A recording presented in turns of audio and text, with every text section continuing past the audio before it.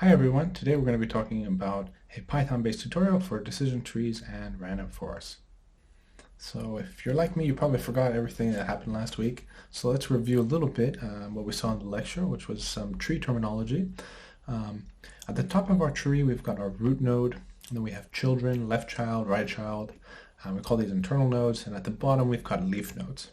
When we have a parent and two children, so this is called a parent if it has children, we can call this a subtree as well. So trees are used in many different applications, searching, sorting, graphical models. So I think you'll find them pretty useful. So let's start with an example. We're trying to classify 3 different iris types of flowers. So we've got versicolor, setosa, virginica, and we're just going to be using the petal length and width here of a flower. And so this is an example that was created by Aurelian Guéron. And here you can see our 2 variables, the petal width and petal length, and you can see how our data falls in this 2-dimensional plot. And we've added as well the labels. So we've got iris setosa, iris versicolor, and iris virginica. And you can see what the tree does is it creates these horizontal lines to separate our different classes as best as it can. So we've got in this middle region, we've got mostly versicolor, and this bottom region, we've got mostly setosa. And we can also represent that 2D plot as a single tree. And so we imagine, we want to classify a new flower that we are not sure about, and it's got a petal width of, let's say, 0.6 centimeters. So which type of iris flower is it? Well, we start at the top of our tree, and we answer this question. Is the petal width less than or equal to 0.8 centimeters? Well, since its petal width is 0.6, this is true. So we go to the left here, and we're done. Our class here is already labeled as setosa. So that's great. That was really easy. And we remember for regression problems, not classification problems, here we're trying to predict a target value. So it could be the volume per atom, for instance. And this means that we have a function that is piecewise constant. And we can represent this piecewise constant function with a single equation. So these indicator functions are 1 when the xi's belong to a certain region, R of m. And so this is a sum over the different regions in our 2D plot. So for instance, here we've got region 1, region 2, region 3, and only one of those indicator functions can be 1 at a time. So that means our function estimate is one of these CMs, either it's C1, C2, or C3, for instance. And normally what we use as a cost function is the sum of squares. And this is the same as, minimizing this cost, the sum of squares is the same as minimizing the mean squared error or the root mean squared error. So how do we come up with these constants?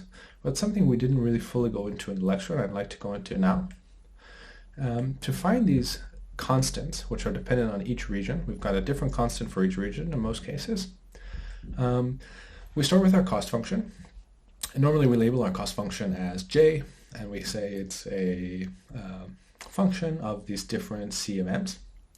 And now we input our function, this f of xi, where we're trying to estimate our y's, our true training labels, our true training values, sorry, not labels in this regression problem. And so we insert this sum, which remember this indicator function is only 1 for one region, since xi can only belong to one region at a time, and we've got this squared value, it's the sum of squares. Great, now let's take the derivative of this cost function with respect to the variable c of m and set it equal to 0. So that's how we're going to find the minimum cost value. And we're going to find which CM gives us this minimal value. And so we take this derivative of this guy, we throw the 2 downstairs, and we have a -1 we need to keep track of because the only CMM term in this guy is on the right. So we have -1.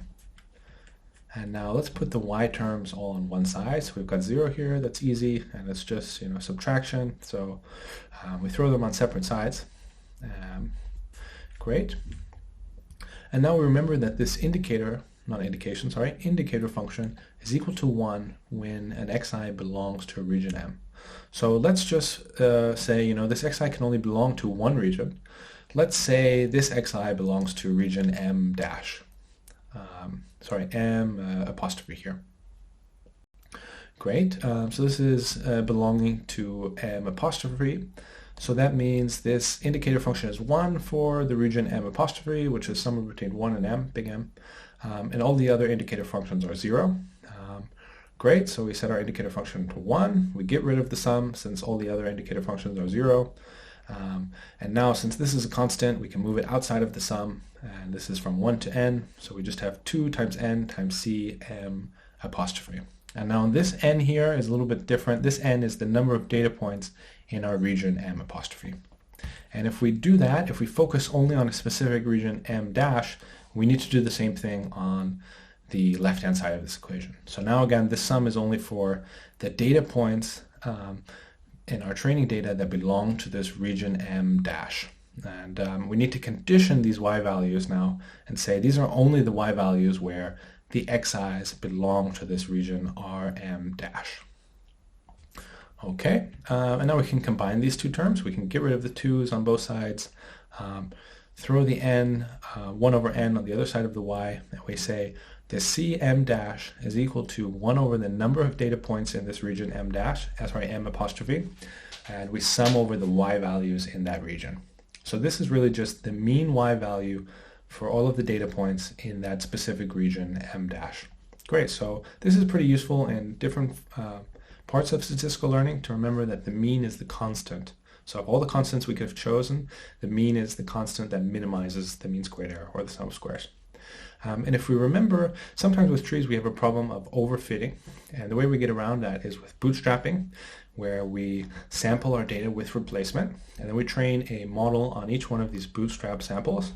And with random forests, we say each split that we're making can only be made on a subset of features.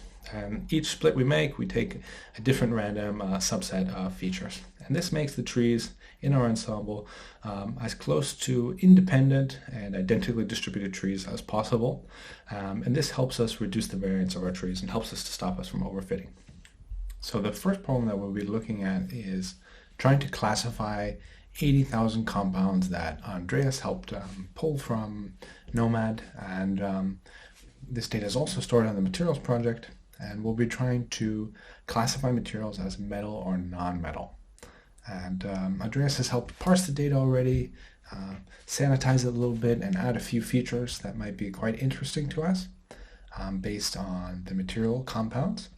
And so we're going to use features such as the atomic volume, covalent bond length, and a few others. I'm going to find out which ones are more relevant than others. So this is an interesting problem for classifying materials.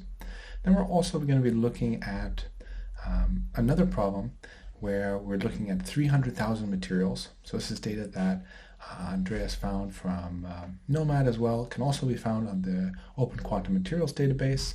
And this is a regression problem where we're trying to predict the volume per atom in the compound.